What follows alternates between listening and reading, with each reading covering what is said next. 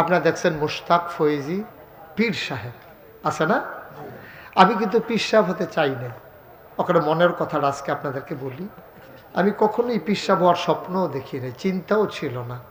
কারণ বাংলাদেশে পীর সাহেব দেখতে দেখতে আমি অতিষ্ঠ। সব জায়গায় দেখবেন পীর সাহেব মানি হইল এ বইয়া বইয়া খাওয়ান, এই মুরিদদার বাইত কয়দিন, সেই মুরিদার বাইত কয়দিন, এখানো খানা শেষ হইয়া উঠলে আরেকখানো শেষ হইলে আরেকখানো। হগিন্নি বেটি টেহা দেয়, রিক্সাওয়ালা টেহা দেয়, হেই টেহা আত ফাইতা ফাইতা লইয়া লইয়া খায় বালা বেড়া।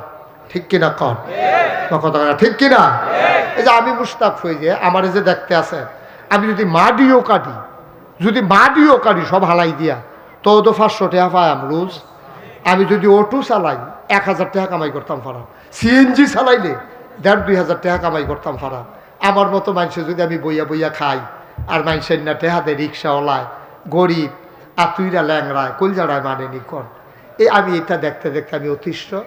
আমার দাদা ছিলেন ফুরফুরা সিলসিলার অনেক বড় একজন পীর, উনি অনেক বুজুর্গ ব্যক্তি ছিলেন। আব্বা ইন্তেকাল করছে দাদার আগে, তো দাদার আগে আব্বা ইন্তেকাল, দাদা তো হতাশ হয়ে গেছে। এরপরে দরবারের দায়িত্ব কে পালন করবে? দাদা ইমার্জেন্সি মিটিং ডাক দিছে।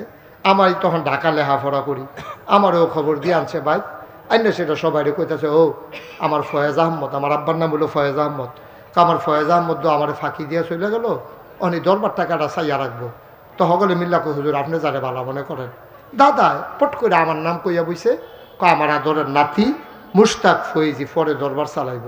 আমার 3 চাচা আছে, আমার বড় ভাই আছে। আমি বললাম সবাই থাকতে আমি কিরি? দাদাই কয় আমি জানি কেডায় পারবো, তুমি পারবা দেখে তুমি। আমি তো ফিরসা বইতাম চাই না। কই কি ফিরসা বইতা চাও না? আমি এই যে বাংলাদেশও যা দেখতে আছি কারবার, আমি তো অতিষ্ঠ। কই হে ফিরসাব তোমারে বানাইতাম চাই না। আমি কইলাম তো এলে আমার একটু জমিন দেওয়া লাগবে। দাদা আমারে মাত্র 9 শতক জমিন দিছে। কয় শতক? দরবারের লেগে 9 শতক জমিন দিছে। আমি আর পরে জমিন কিনা শুরু করলাম।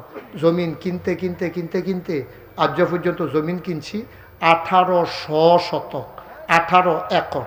কয় একর? আমার কথা কেন, কয় একর? কত শতক? 1800। কত শতক ভাই? 18 শতক। 18 কি তারে কইল? আরে মার হাবা কয় না। 1800 শতক জমিনের উপরে আমার 10টা প্রতিষ্ঠান। একটা খানকা আছে, একটা দাখিল মাদ্রাসা, নুরানি মাদ্রাসা, হাফিজিয়া মাদ্রাসা, দাতব্য চিকিৎসালয়, গণপাঠাগার, গবেষণাগার, ছাত্রাবাস, ইয়াতিমখানা, মসজিদ।